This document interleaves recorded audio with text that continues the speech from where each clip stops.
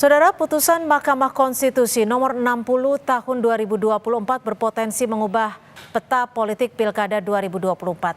Salah satunya, MK memberi ruang parpol yang tak punya kursi di DPR bisa mengusung calonnya sendiri. Akankah putusan MK bisa mengubah peta politik dan koalisi di Pilkada? Kita akan bahas bersama Direktur Eksekutif Indikator Politik Burhanuddin Muhtadi, dan juga kita masih mencoba sambungan dengan Sukur Nababan, politisi dari PDI Perjuangan. Selamat petang Mas Burhan, terima kasih sudah bergabung bersama kami di Kompas Petang. Makasih Cynthia atas undangannya. Mas Burhan, kalau dengan putusan MK, seberapa jauh dinamika peta politik di Pilkada 2024 ini akan berubah? Game changingnya akan seperti apa? Sebenarnya putusan MK yang barusan dirilis kemarin itu memberi cerca harapan atas dominasi kartel politik yang sangat terang benderang dalam pilkada kali ini. Tetapi sayangnya putusan MK itu belum segera dieksekusi, tetapi Balik DPR sudah bermanuver untuk menganulir putusan MK melalui revisi Undang-Undang Pilkada. Jadi sangat mungkin putusan MK tersebut layu sebelum berkembang karena DPR melakukan serangkaian akrobat politik untuk menganulir tadi. Pertama adalah berkaitan dengan batas usia calon gubernur atau wakil gubernur yang di mana DPR lebih mengikuti putusan MA ketimbang MK.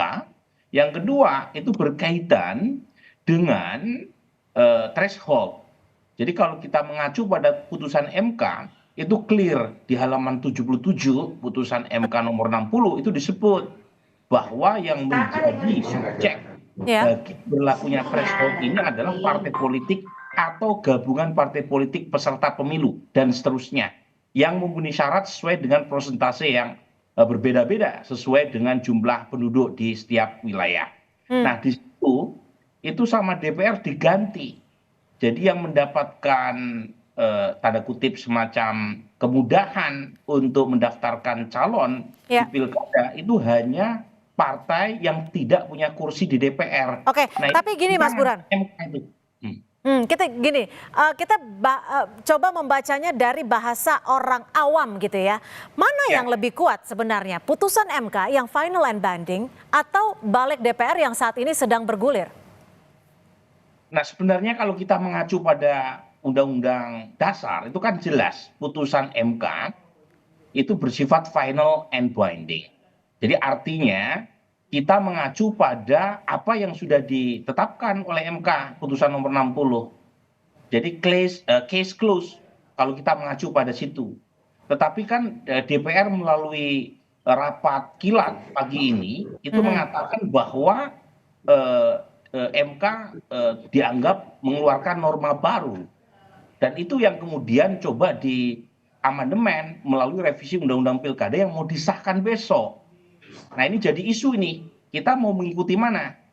Jadi sangat mungkin akan terjadi semacam konflik kewenangan dan itu akan mengganggu kepastian hukum. Karena kalau kita mengacu pada putusan sebelumnya jelas. Jadi persoalan yang sudah ditetapkan oleh MK itu mengatasi semua perbedaan pendapat. Nah DPR mencari semacam celah untuk berakrobat politik, menyiasati putusan MK yang tidak sesuai dengan ekspektasi mereka. Nah ini masalahnya ini. Jadi menimbulkan ketidakpastian hukum dan saya khawatir itu akan menimbulkan krisis terutama di mata investor karena investor menganggap kepastian hukum tidak ada lagi.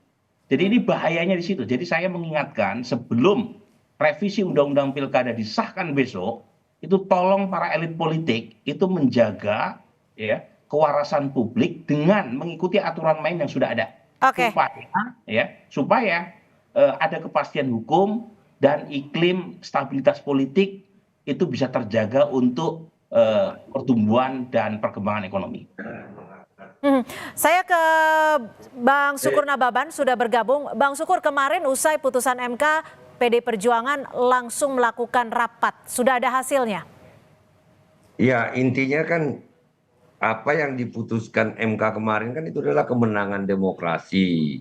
bahwa setiap orang itu berhak ya untuk mengajukan ya.